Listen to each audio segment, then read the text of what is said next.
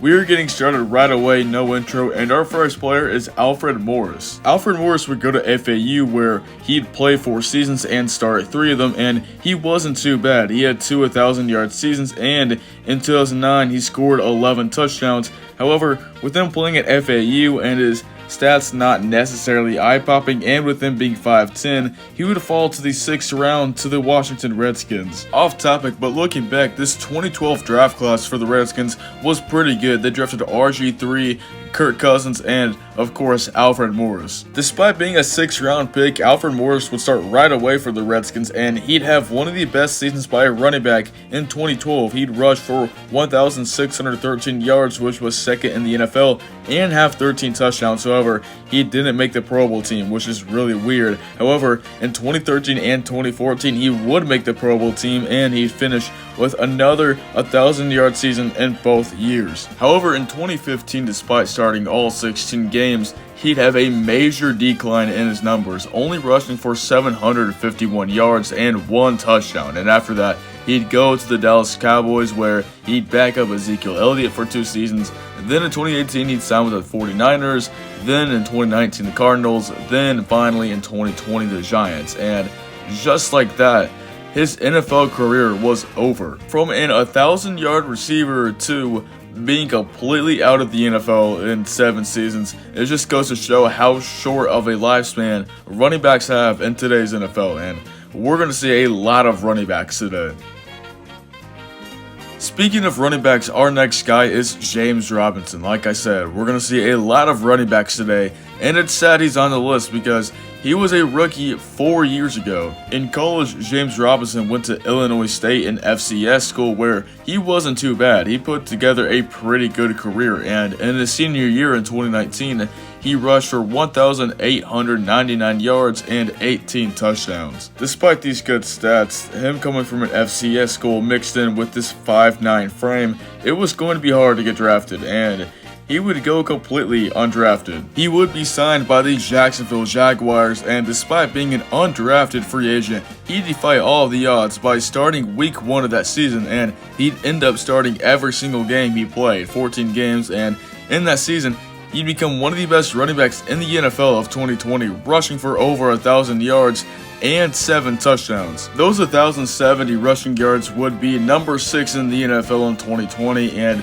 he was a pretty inspirational story that year, and he was maybe the lone bright spot on a 1-15 Jaguars team. However, his rookie season in 2020 would end up being the best year of his pro career, as the very next season in 2021, he'd only start 13 games, which was 1 down from the year prior. His yards would go down by 303, and he would score 1 more touchdown, but that's the only outlier here. It was not a good season for James Robinson. The peak of this came in week 13 when, after 1 play where he fumbled and the fumble was forced by Aaron Donald of all people, keep that in mind, Urban Meyer decided to bench him for the rest of the game. And for one, this makes no sense because they have no other running back, and I was pretty mad about this. I had James Robinson on my fantasy team since the start of the season, so yeah, I was pretty mad. However, just a few weeks later, James Robinson would completely tear his Achilles, and his career would change forever after that. He would start the 2022 season with the Jaguars. However, their main focus on the running back spot was second-year guy Travis Etienne, and he'd be released midway through the season. He'd be picked up by the Jets, released again, picked up by the Packers, and currently his NFL career is on life support. It's really sad to see. Next up, we have former Seahawks receiver Doug Baldwin. Doug Baldwin went to Stanford from 2007 to 2010, where he saw the transformation of Stanford, where they went from a horrible program to one of the best teams in college football under Jim Harbaugh and Andrew Luck. And his stats, they weren't eye-popping. They weren't bad, but they weren't eye-popping. And with these mediocre stats on the college level and with his 5'10" frame, it was going to be hard for him to get on an NFL roster, and there's no surprise he went undrafted. After going undrafted, he'd signed with the Seattle Seahawks, and he was a part of the most important years in Seahawks history. And in his first 4 seasons from 2011 to 2014, he was putting up some pretty decent numbers. He even won the Super Bowl in 2013. However, in 2015 was when he really started to hit his stride. He had his first 1,000-yard season and had 14 touchdowns, which is pretty insane. And then the year after, another 1,000-yard season.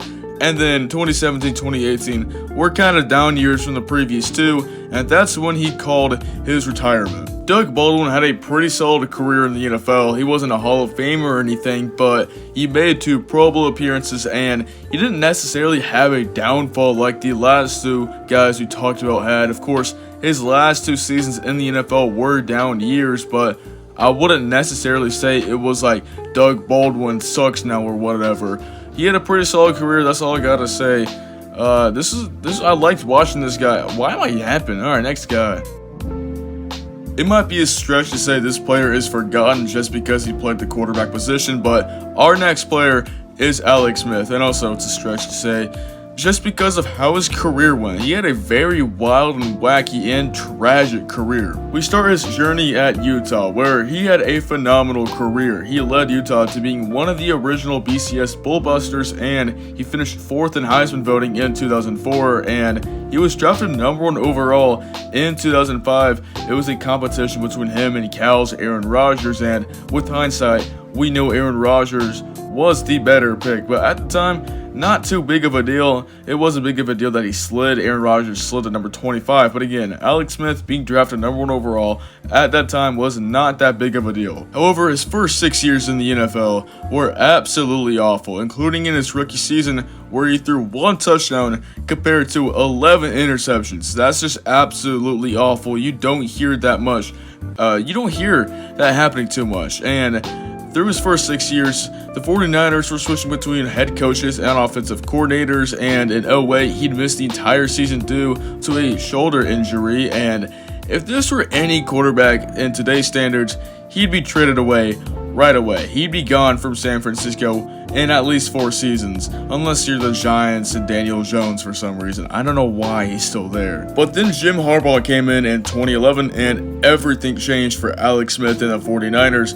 In his first season under Harbaugh, he threw for a little over 3,000 yards, 17 touchdowns, and 5 interceptions, and led the 49ers to the NFC Championship game where they should have won, but their punt returner kind of screwed that up. And then the very next season, he would have similar stats, he'd be playing pretty well, and then he got hurt, and Colin Kaepernick happened. Yeah, in week 11, Kaepernick would take over for an injured Alex Smith, and he'd hit the ground running, and he would not look back, and he would keep the starting job and lead the 49ers to the Super Bowl, where they would lose 34-31 in one of the weirdest and craziest Super Bowls of all time. I understand Kaepernick's a sensitive subject nowadays, but look, I'm just talking about him from a football perspective, so please don't get mad. With a second-year quarterback leading the 49ers to the Super Bowl, there was really no point in having Alex Smith on the team anymore, so the 49ers traded Alex Smith to the Kansas City Chiefs,